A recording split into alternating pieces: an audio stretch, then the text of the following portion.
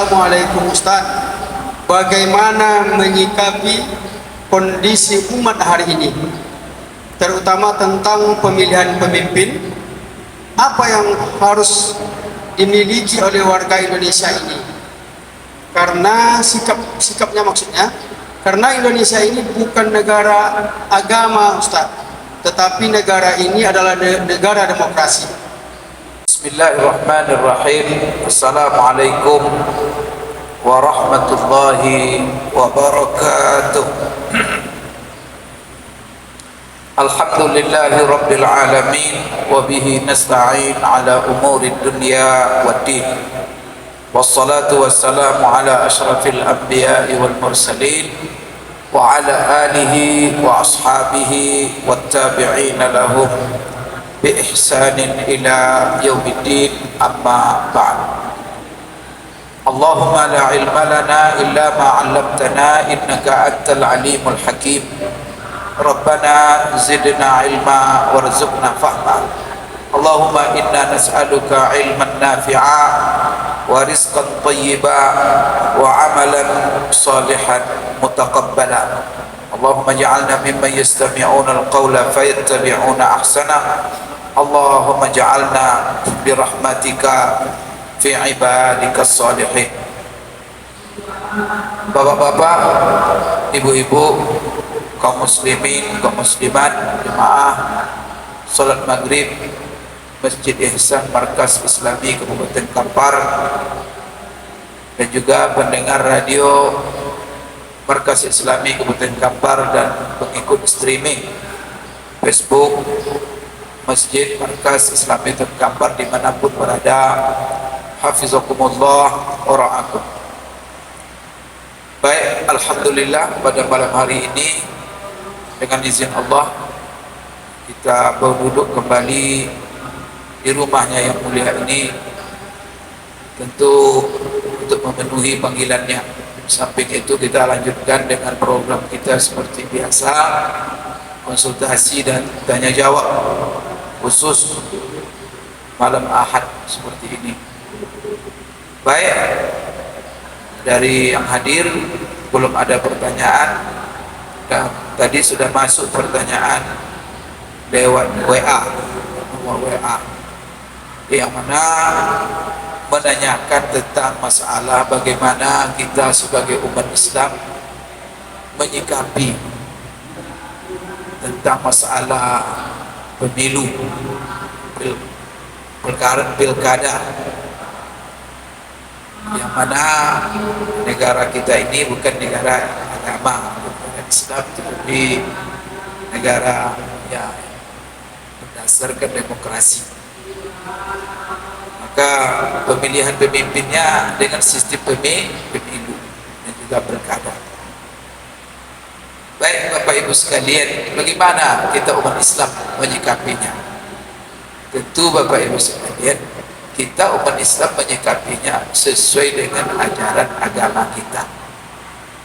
Bapak Ibu sekalian, tidak ada satupun kondisi, situasi, mau demokrasi mau tidak demokrasi, ya, di dalam kehidupan ini, kecuali di situ ada aturan Islam.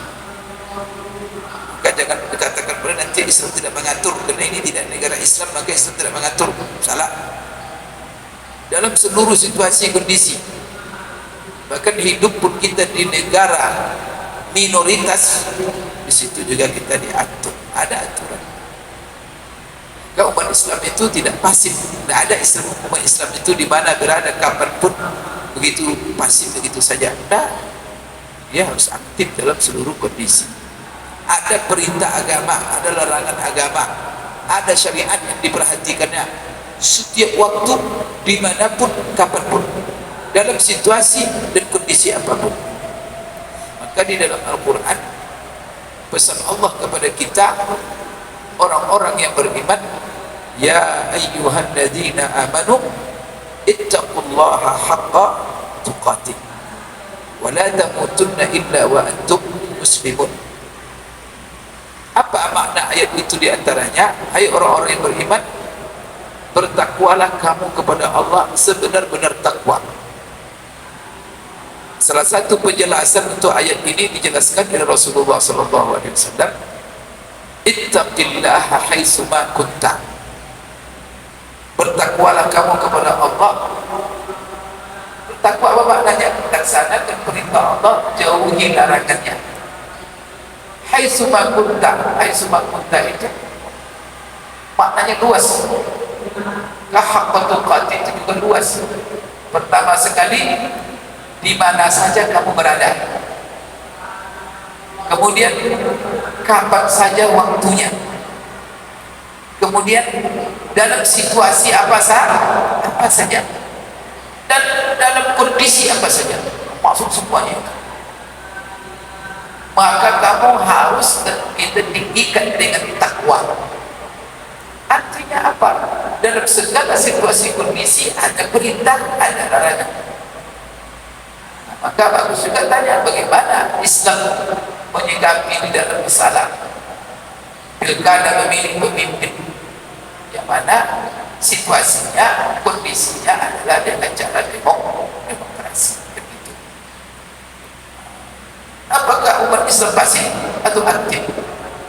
Pertama sekali Bapak Ibu sekalian, masalah kepemimpinan. Kepemimpinan ini bagi umat Islam dan diatur oleh agama kita dalam Quran banyak sekali, dalam Rasulullah juga begitu, bahwa umat Islam ini dimanapun dia berada harus punya pemimpin, harus dia hidup diatur oleh pimpinan. Maka kita jangankan dalam berhidup, dalam berbangsa dan bernegara, 3 orang saja kita berjalan musafir, kita disuruh oleh Rasulullah salah satu yang 3 itu menjadi amir, menjadi pemimpin. Nah, kalau aturan musafir 3 orang kita tuju satu siapa amirnya, itu 3 orang, dan itu dalam kondisi musafir. Bagaimana dalam kondisi kehidupan sosial? Maka di dalam Al-Quran banyak sekali seperti umpamanya apa, itu kan adalah ayat tentang pemimpin. Ya ayyuhalladzina amanu atiiullaha wa atiiur rasul wa ulil amri minkum. Hai orang-orang beriman, taat kepada Allah, taat kepada Rasul dan kepada pemimpin. Bagaimana mungkin Allah mengatakan kepada kita taat kepada pemimpin? Pemimpin itu tidak harus ada, ya, tidak harus diwujudkan. Berarti ketika Allah menyuruh kita taat kepada pemimpin, berarti kepemimpinan itu harus ada. Maka mutlak. Itulah sebabnya apa? Sebuah masyarakat yang tidak ada pemimpin, ataupun sebuah masyarakat yang ada pemimpin, seburuk apapun pemimpin itu, jauh lebih baik daripada sebuah komunitas yang tidak punya pimpinan. Coba bayangkan, itu kaidah dalam agama kita. Jadi masyarakat, komunitas masyarakat yang punya pemimpin, seburuk apapun pemimpin itu jauh lebih baik daripada masyarakat yang tidak punya pemimpin sama sekali. Oleh kerana itu, di dalam Islam diatur dalam masalah kepemimpinan. Terus terang saja, di dalam masalah bagaimana teknis cara memilih pemimpin, itu tidak ada aturan baku. Tidak ada aturan baku. Maka setelah Rasulullah SAW wafat, bagaimana pemilihan Abu Bakar? Beda, tidak ada pemilih. Maka pemilihan Abu Bakar itu adalah kesepakatan, tapi dengan lewat rapat kita, rapat orang-orang Muhajirin, rapat orang-orang Ansar.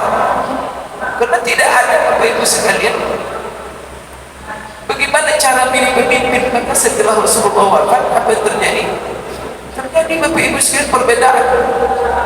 Tiba-tiba orang-orang Ansar, mereka setelah Rasulullah wafat, Rasulullah belum dikuburkan, mereka kumpul mereka di salah satu tempat namanya Saqifah Bani Sa'idah,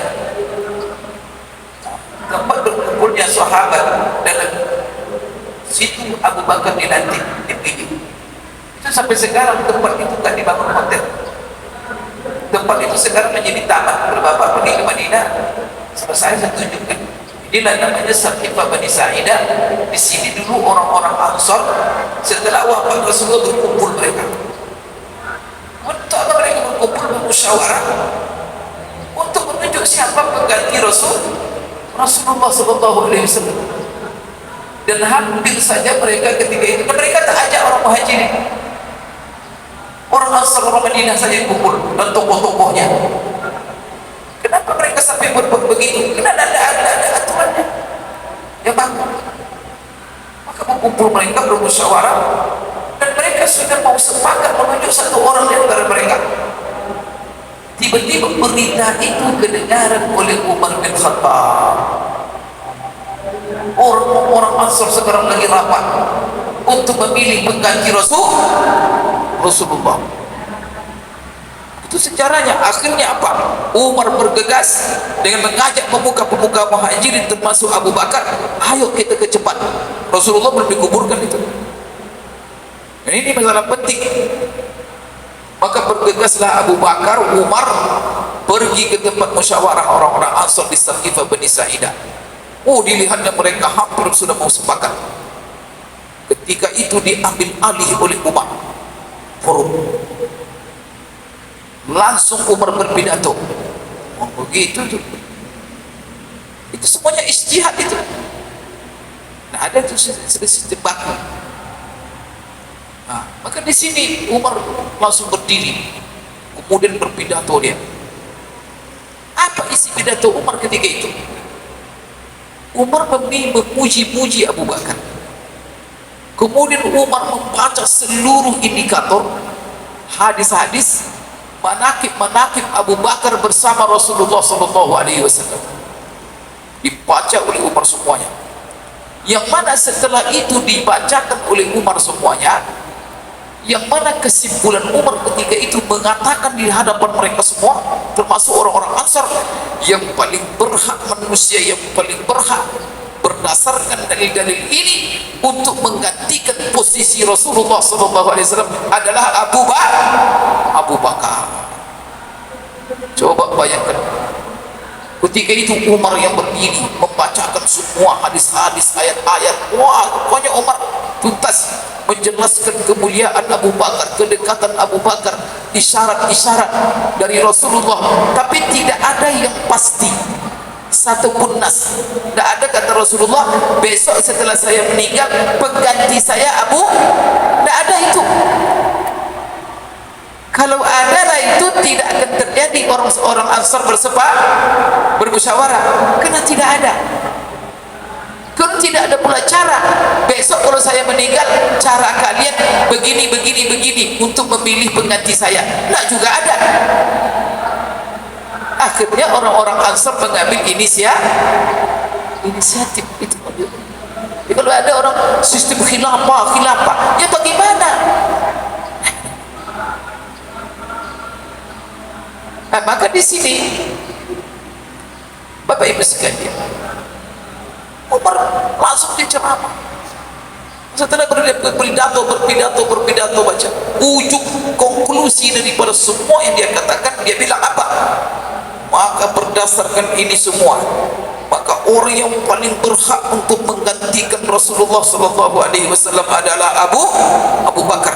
Oleh karena itu sekarang juga saya membaiat dia sebagai khalifah pengganti Rasulullah. Langsung diajak, disuruh Abu Bakar berdiri, langsung Umar langsung membaiat. Melihat seperti itu, berbondong-bondong seluruh sahabat membaiat Abu Bakar. Orang Ansar membaiat, orang Muhajirin membaiat, tidak satu orang pun yang ketinggalan. Itu cara Abu Bakar ketika itu jadi khalifah. Maka disitulah sebabnya di Saqifah Bani Sa'idah itulah Abu Bakar dibaiat oleh, maka caranya dibaiat setelah Umar itu kan teknis juga, dibaiatlah Abu Bakar menjadi khalifah. Maka termasuk semuanya. Maka orang-orang Syiah, Ali bagaimana? Ali waktu itu dia tidak hadir. dalam majlis itu.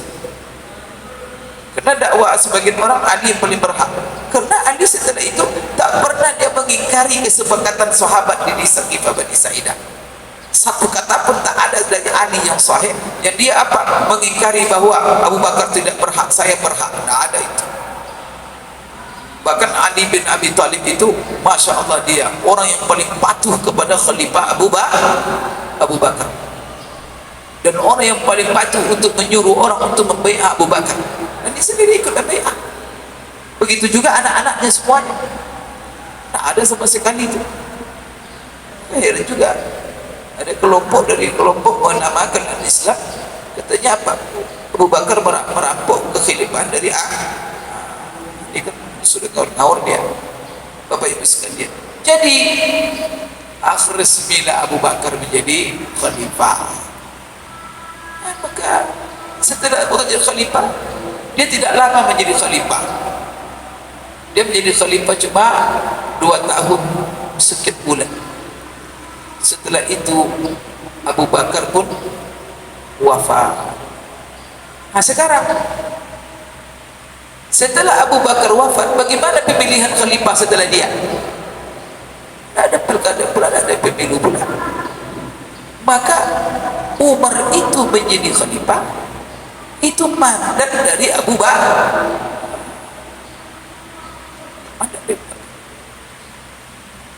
Nanti setelah Umar meninggal, cara lain, maka dibentuk pula permatur,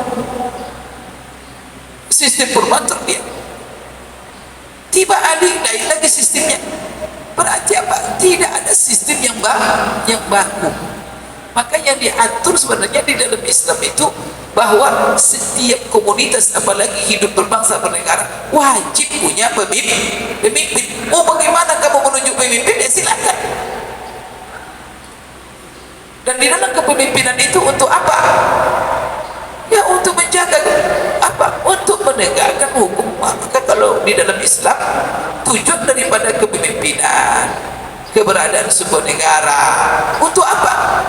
Untuk melaksanakan hukum-hukum dan aturan. Aturan siapa? Tentu syariat Allah. Maka tujuan dalam siasat syariah itu bagaimana mengatur dunia ini dengan hukum-hukum Allah. Siapa yang ditunjukkan? Itulah pemimpin itu. Nah, maka seluruh pemimpin Islam itu mereka memimpin, tapi memimpin mereka dengan hukum apa kata mereka. Nah, mereka itu menjadi khalifah untuk menjalankan hukum Allah. Dan kemudian mereka untuk apa? Untuk menegakkan keadilan. Maka salah satu fungsi daripada kekuasaan itu pemimpin, untuk menegakkan keadilan, untuk memberikan amanah kepada orang-orang yang berhak, kemudian untuk menjaga persatu kesatuan, menjaga wilayah, kemudian untuk mensejahterakan bangsa. Jadi ada orang yang bekerja memperhatikan nasib rakyat, maka ada di antara dia, maka pemimpin. Maka kata-kata Rasulullah dalam sebuah hadis, bahkan kita ini semuanya pemimpin. Kullukum ra'in wa kullukum mas'ulun an ra'iyati. Maka ada istilah pemimpin, ada istilah rakyat. Rakyat itu bahasa Arab, ra'iyah. Maka kata Rasulullah, wa kullu ra'in mas'ulun an ra'iyatihi, an ra'iyatihi. Nah, itu tuh rakyat. Jadi kata-kata rakyat itu dari ra'iyah. Maka ada ra'iyah, ada yang dipimpin, ada ra'i. Ra'i itu yang memimpin, yang mengayomi, yang menjaga, yang memelihara, yang Masya Allah memberesin urusan-urusannya, menjaga persatuan kesatuannya, menegakkan keadilan, menunaikan amanah, menghilangkan kezaliman, menegakkan hukum. Kalau ada sengketa-sengketa, mengembalikan hak kepada yang berhak, dan tidak ada nanti saling menganiaya. Maka ada pemimpin. Pemimpin itu ada perangkat-perangkatnya.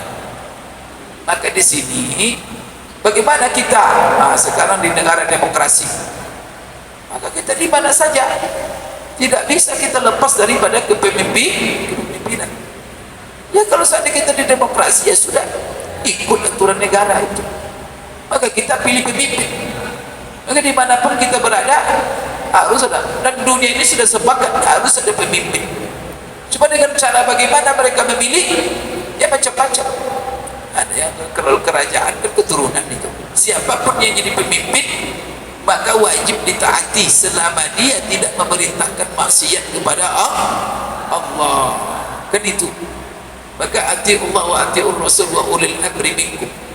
Taati pemimpin selama dia tidak bertentangan dengan taat kepada Allah dan taat kepada Rasul. Maka taat kepada pemimpin itu tidak mendiri. Dia tidak mendiri, tetapi dia mengikuti. Selama apa diperintahkannya tidak bertentangan dengan apa yang diperintahkan Allah, yang diperintahkan Rasulullah dan syariat telah dibawakan oleh Rasulullah SAW, maka Bapak Ibu sekalian wajib kita mentaati. Nah, sekarang bagaimana kita? Wah, ini sistem orang yang non muslim ini. Ya, karena kita juga sistem yang bagaimana? Karena memang tidak ada kok sistemnya yang bagus. Yang penting wujud pemimpin. Nah, sekarang dipakai orang sistem pemilu. Dan ini demokrasi. Ya sudah, kita berusaha semaksimal mungkin. Nah, sekarang diberikan amanah kepada kita untuk memilih. Dulu ya yang dipilih cuma DPRD tingkat 1, tingkat 2, tingkat 1 sampai pusat. Sekarang presiden pun, bupati pun semua rakyat. Berarti sekarang diberikan dengan sistem demokrasi ini, amanah itu diberikan, amanah untuk memilih pemimpin itu diberikan kepada rakyat, semua rakyat tanpa membedakan. Maka itulah sebabnya Bapak Ibu sekalian, yang memilih pemimpin itu semua rakyat. Maka rakyat ini semuanya, yang bodoh, yang pintar sama, yang profesor, yang tak sekolah sama, yang punya akal, tak punya akal sama. Maka pemilu yang lalu orang gila pun, astagfirullahaladzim, orang gila pun dikeluarkan dari masuk jiwa orang gila disuruh. Nah, kalau di dalam Islam sebenarnya yang memilih itu tidak seluruh rakyat, ada pemilihan, tapi yang memilih itu namanya ahlul haddi wal aqdi, yaitu perwakilan dari rakyat, yang mereka itu orang-orang yang mengetahui, yang pintar. Nanti masing-masing al haddi wal aqdi ini mewakili siapa yang dipilihnya. Maka untuk menunjuk ahli wal aqdi, maka kalau bagi kita ini yang ditunjuk, yang memilih itu DPR-nya, itu MPR. Tapi yang memilih DPR-MPR, itu juga tidak semua rakyat. Karena kalau yang mewakili nanti rakyat semuanya pemabuk, tentu dipilihnya pemabuk. Penjahat dipilihnya penjahat. Koruptor dipilihnya koruptor. Itu jadi masalah. Itulah bencana demokrasi. Gilo, itu gilo. La ilaha illallah. Karena kan tugas pemimpin, apalagi wakil rakyat itu kan Masya Allah, tugas-tugas mensejahterakan rakyat, membuat undang-undang, membuat aturan. Masa semua orang memilihnya? Itu kelemahan ini. Karena semuanya orang tak berakal pun memilih. Lihat kenapa? Sudah main. Orang tak berakal, yang penting bagi dia perut. Siapa kasih duit? Tapi kalau orang punya akal, kasih duit 100.000, setelah itu menderita dia. Mana mau dia? Kau kasih 100.000, kalau setelah itu bayar pajak kami mahal-mahal nanti. Jalan tidak ada yang beres. Tapi kalau orang tak berakal, pikirannya sampai ke perut saja. Maka orang-orang yang menerima sogok-sogok itu akal tak ada. Akalnya cuma sampai ke perut aja. Atau dimain-mainkan pula orang-orang tak berakal. Maka orang tak berakal itu main duit aja dia. Kalau lebih banyak orang bodoh seperti ini, maka nanti orang bodoh pula yang naik. Itu jadi masalah. Tapi tidak ada masalah. Ini tantangan bagi kita, umat Islam. Maka semua kita, bahasa Bapak Ibu sekalian, Masya Allah, Alhamdulillah kita punya ajaran agama, al-amru bil ma'ruf wa nahyu 'anil munkar. Kita ini semua bertugas Bapak Ibu mencerdaskan keluarga kita, mencerdaskan anak kita, tetangga kita, famili kita. Jangan diam. Maka umat Islam tak boleh diam. Kalau lihat kemungkaran, ada masyarakat kita disogok-sogok, kasih tahu mereka, kasih pelajaran mereka. Kita nanti rusak. Tapi kita diam saja, nonton saja, semuanya sudah mengeluh. Tapi apa action kita untuk mereka yang bisa disogok ini? Jadi yang salah siapa? Semua kita. Yang orang yang cerdas salah, kenapa diam aja? Dibiarin aja. Saya harus kasih tahu mereka. Karena itu kan zalim namanya itu. Karena negara-negara dia nanti disogok-sogok, dipilihnya orang itu. Orang itu orang nakal, orang tak beres, akan duduk dia mewakili kita. Habis nanti negara ini. Atau kita tonton saja, salah kita. Maka Rasulullah SAW mengatakan, unsur akhaka zaliman atau mazluman. Bantu saudaramu yang zalim dan yang terzalim. Itu yang menyogok itu zalim itu. Yang disogok menerima sogok juga zalim. Kita semuanya terzalimi nanti dengan itu. Karena dulu nanti orang tak beres akalnya, karena dia main setelah nanti dia terpilih, duitnya sudah habis miliaran. Besok tiba di dewan itu menggali aja. Tuh menggali. Nak dipikirnya nasib rakyat ini. Membalikkan modal. Apalagi kemarin ngasih duit itu berutang, jual rumah, jual tanah, berutang di bank. Apa utang banyak? Gara-gara ngasih. Itu dengan apa dibayarnya?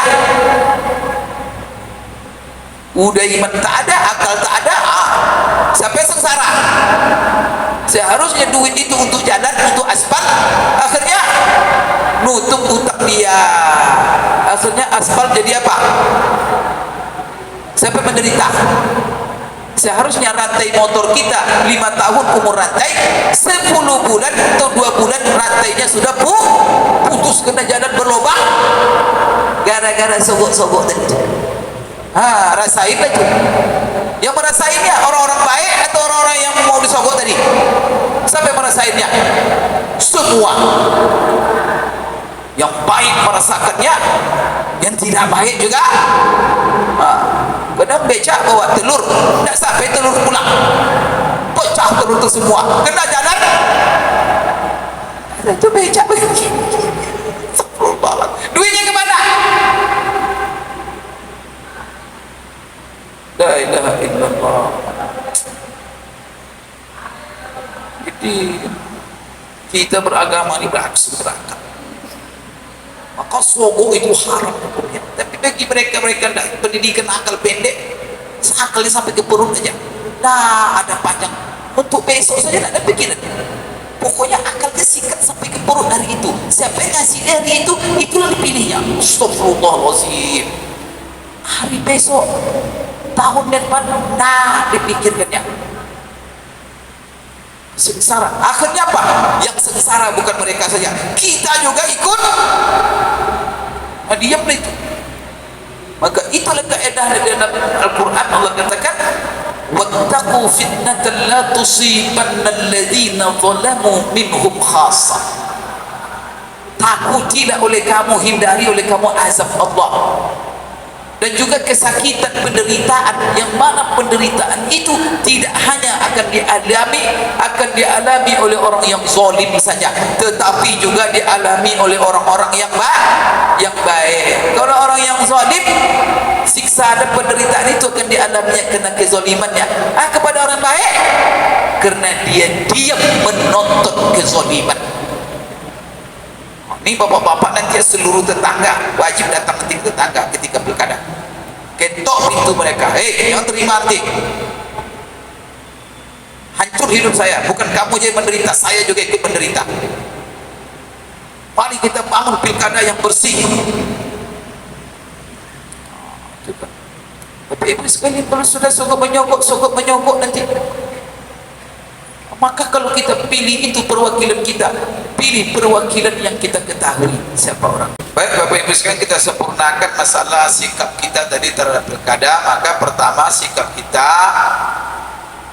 wajib ikut pemilu itu, tidak boleh golput. Bagaimana kita memilih? Maka wakil rakyat itu diketahui pertama orangnya, maka pilih yang terbaik.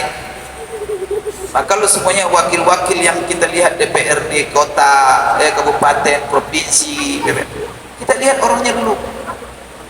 Maka kalau kita umat Islam tentu terikat melihat sifat orang tentu dari sisi agama, imannya dulu. Penting itu. Karena kita dilarang menunjuk pemimpin-pemimpin orang yang tidak beriman. Ini enggak nanti duit terima tanpa siapa-siapa, rupanya orang tak. Itu bahaya itu. Bagi-baginya duit sejuta nanti pakai mau kena pula. Rupanya yang ngasih itu. Hati-hati itu. Maka kasih tahu masyarakat Muslim. Karena itu agama kita, kita bebas kok menjalankan agama ini. Kita dilindungi oleh undang-undang. Dan itu ajaran agama kita. Jangan kalau kamu jadikan pemimpin-pemimpin itu orang-orang, itu ajaran Al-Quran. Tidak bisa diapakan itu. Jangan amandemen itu. Dilindungi oleh pasal 29. Masih penganut agama berhak. Orang lain juga begitu. Orang Kristen memilih tua orang Kristen, ya silakan aja. Jangan intervensi. Kita umat Islam juga memilih yang Islam. Pastikan dia Islam. Kecuali tidak ada lagi orang Islam, itu lain hal. Selagi ada orang Islam,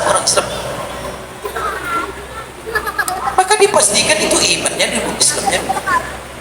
Kalau dia Islam semuanya, ada 3 orang, 4 orang, pilih yang paling bertakwa. Ya dah. Siapa yang paling bertakwa? Indikator takwa apa? Ketaatannya kepada Allah. Ke masjid dia dah. Subuh dia dah. Ramadan puasa dia enggak. Tapi kalau bapak lihat dia Islam juga, tapi kalau tiba Ramadan mau mabuk dia siang hari, coba bapak pilih juga dewan dia. Bapak orang ke masjid,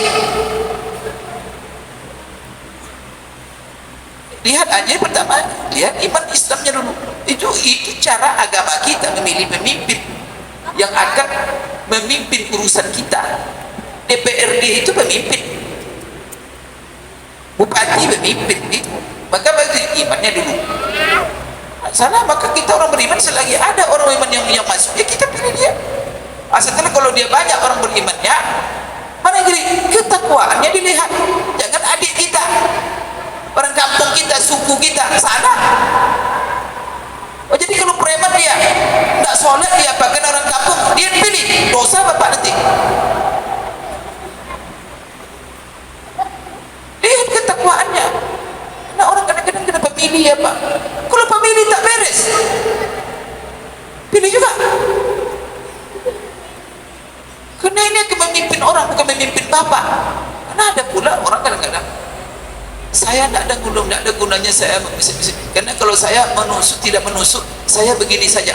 Memang bapak menunjuk pemimpin itu untuk bapak? Bukan untuk bapak, karena dia kalau sudah jadi pemimpin berpikir untuk semua. Maka kalau saya ni, saya kan caleg, ada orang datang, Pak Ustaz kasih apa saya? Kalau kamu minta apa untuk kamu, saya jangan dipilih, Ustaz dipilih saya. Tapi kalau kamu titipkan kepada saya, Pak Ustaz saya pilih Pak Ustaz, tapi jaga negara, tolong jaga undang-undang, jaga agama. Siap. Ini enggak, saya dapat apa? Memang dapat apa? Memang pemimpin itu memikirkan orang kita per orang.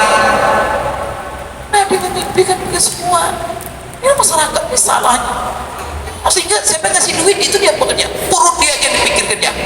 Nasib ke depan anak-anaknya, cucunya, dan pikirkan dia. Nah, jadi begitu imannya, ketakwaannya kepada Allah. Tapi kalau seandainya ketakwaannya sama, lihat mana yang lebih maslahat dalam kepemimpinannya.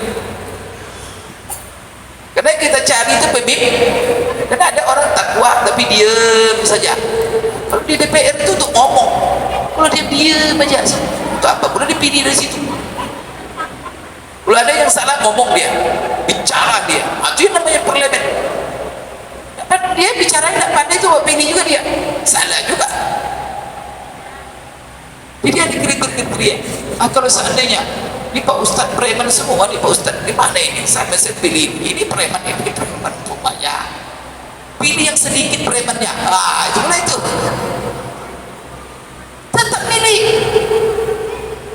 Karena kalau nanti yang parah premannya yang duduk, habis kita. Mungkin mudaratnya 50-80%, kita pilih yang sedikit ke premannya 50% cuma, berarti kita sudah ikut mengurang, berpahala juga kita. Begitu, jangan sembarang itu.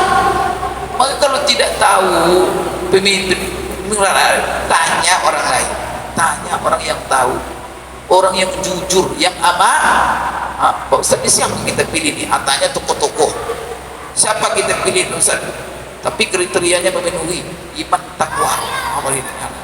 Jadi dibilang, ya, mari kita sama-sama, tidak ada masalah. Begitu track recordnya. Kemudian begitu juga yang mau kabupaten sampai ke, begitu juga nanti presiden, gubernurnya sama-sama orang pilih. Yang terpengaruh oleh media-media itu bohong banyak isinya. Berjuang untuk bangsa NKRI, isinya dia menggarung negara isinya, kerjanya. Tapi kalau mulutnya berbusa-busa bukan bangsa, kerjanya mencuri. Tidak lihat, kadang sudah di penjara, sudah bertahun-tahun di penjara, itu jadi caleg dipilih juga lagi. Itu memang keterlaluan kita itu. Memang minta ampun keterlaluan kita itu. Orang seperti itu dipilih juga lagi. La ilaha illallah. Duitnya banyak pula. Kemarin di korupsinya umpamanya 1 triliun, keluar penjara dia masih ada 800 miliar. Kan masih ada tuh. Dibagi-bagi itu. Yalah, kacau kita. Hati-hati Bapak Ibu ya. Pilih, ini wajib bagi kita ini. Kenapa? Karena kita wajib dalam agama ini. Kadang-kadang kita menyikapi berhadapan dengan maslahat dan mudarat. Maka kalau kita berhadapan dengan dua maslahat, maka cari maslahat yang paling besar. Jadi kalau ada orang baik-baik semuanya, cari yang lebih baik. Begitu itu maksudnya. Kalau kita bertemu nanti dengan orang satu baik, satu tidak baik, tentu yang baik. Kalau seandainya kita bertemu keduanya orang tidak baik, maka apa? Cari yang paling minim kejahatannya. Harus minim. Sebab kalau yang paling banyak kejahatannya terpilih gara-gara kita tidak ikut, tanggung dosanya. Kita sudah berkontribusi. Karena dengan diamnya tak ikutnya kita, golputnya kita, duduk dia. Siapa tanggung jawab? Maka jangan malas-malas. Negara pun, maka orang golput itu juga menyalahi aturan negara. Karena negara melarang golput, maka tidak taat ulul amr itu. Ada pula orang golput, itu bahaya golput itu. Jangan ada bisikan setan di belakang, supaya yang masuk nanti orang-orang baik tak memilih. Yang memilih nanti orang-orang tak. Itu siapa yang dipilihnya? Ini ada propaganda kadang-kadang kita tak sadar. Baik Bapak Ibu sekalian ya, jadi sikap kita aktif ya, jangan pasif. Maka kita harus memilih, semuanya ikut memilih. Maka cari yang terbaik di antara yang baik. Kalian pilih yang baik dari yang buruk. Kalian pilih yang paling minim buruknya di antara yang buruk. Begitulah cara kita memilih. Tapi kita tak boleh pasif. Takut kita berdosa nanti gara-gara kita tidak ikut, naik orang yang tak baik. Coba kita ikut kemarin, tidak yang naik orang yang minim buruknya, akan sudah berkontribusi kita. Karena kita Bapak Ibu tidak berkewajiban harus menghilangkan kebatilan. Tidak, minimal apa? Meminimalisir kebatilan. Itu tuh harus kita pahami.